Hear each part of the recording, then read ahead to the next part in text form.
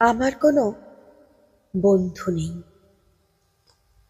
যার কাছে আমি নিজেকে ভেঙে চুরে খুচরো পয়সার মতো জমা রাখতে পারি,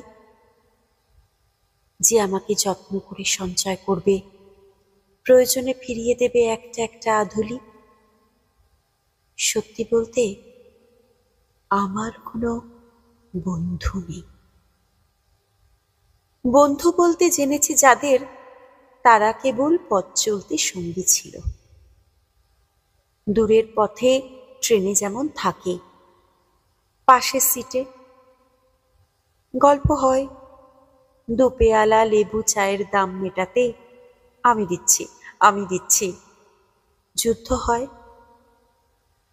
সিগারেটের বাড়িয়ে দেওয়া টুকরো ফুঁকে, এই যে নিন ফোন নাম্বার, এদিকটাতে আবার এলে ফোন করবেন, বলা শেষে অচেনা এক স্টেশনে উধাও হয়।